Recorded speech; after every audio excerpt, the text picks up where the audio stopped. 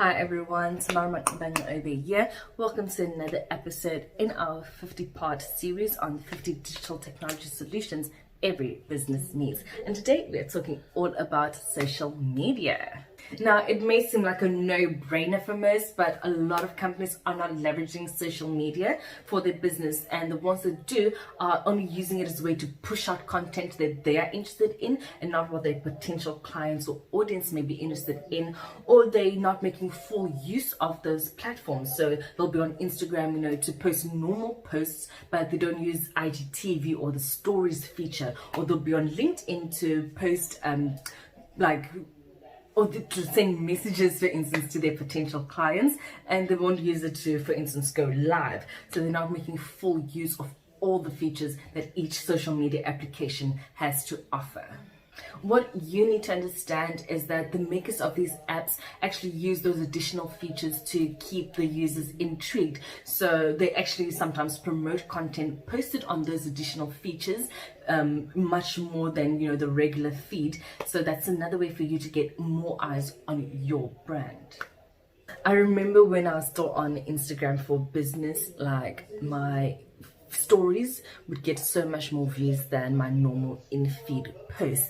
Now, I've not tried going live just yet. I do plan on going live very soon in the near future. However, the people that have gone live, or the businesses that have gone live or use the live feature either on Facebook, Instagram, YouTube, or LinkedIn, always state that going live helps them get more views on their brand, and this builds and grows over time if you're consistent.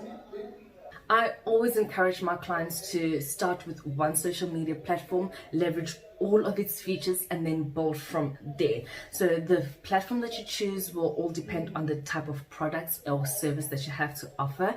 It will depend on the type of content you want to create, and finally it will also depend on the budget that you have. For instance, we all know that Facebook ads are so much cheaper than LinkedIn ads.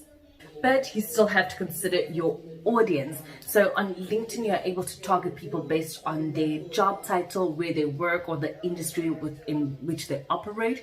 Whereas on Facebook, adding a job title or where you work is not exactly a requirement for users of the platform. So if you're trying to reach out to a senior level marketing manager at an ICT firm, for instance, your results are going to be much less accurate on Facebook than on LinkedIn. Whereas, if you're trying to reach out to 35 to 45-year-old males that have shown an interest in the ICT or technology industry, then, creating a Facebook page is not a bad idea if your audience isn't too niche.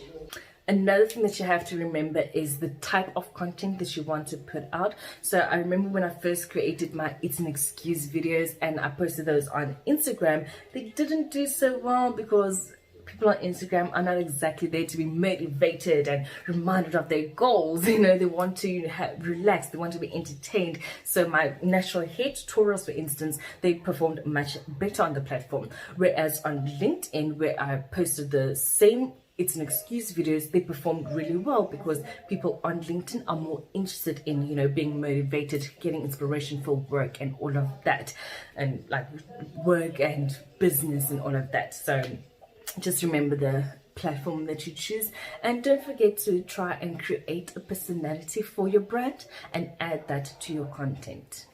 How you decide on which platform to choose to start out with will all depend on your business goals as well as the type of content that you'd like to promote.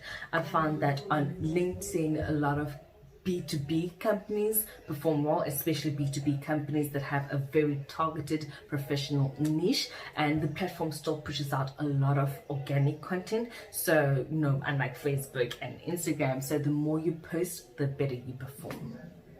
Facebook is great for both B2B and B2C companies. It is great for companies that I know working on a budget and have a much broader audience. I also know that currently video is doing absolutely great on Facebook. Facebook's algorithm pushes out and promotes more video content that is presented by both users and brands. I found that Instagram is absolutely great for B2C companies. Not that B2B brands cannot perform well on the platform. However, your content will have to be, highly engaging and visual. It will have to be less promotional and get more towards brand building rather than trying to generate sales and leads.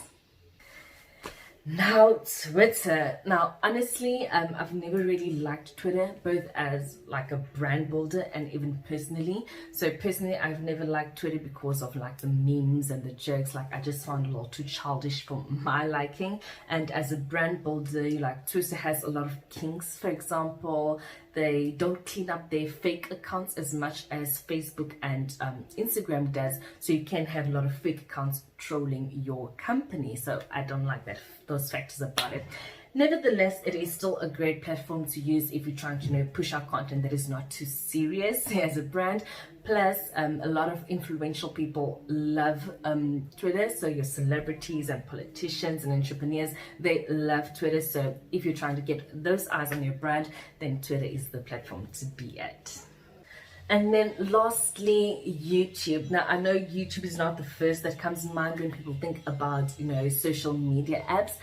A lot of people just view it as a place to host free videos or, listen to good music, and they view it as a search engine rather than a social media app. But YouTube can be used as your social media platform of choice, especially if you've got a lot of video content to promote for your company. It's also a great place if you want to go live or you want to host free webinars, and you can run a lot of targeted ads on the platform. You can run ads on like videos that have a lot of views, or channels that have a lot of views, and you can even run ads like on your competitors' channels. I know that's a little spicy, but a lot of people are doing it and it can work for you.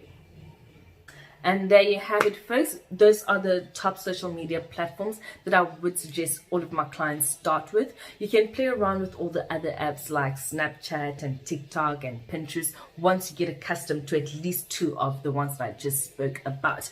And if you'd like to start your own social media app, like, hey, we are happy to do the marketing for you, please reach out to us. We'd love the challenge.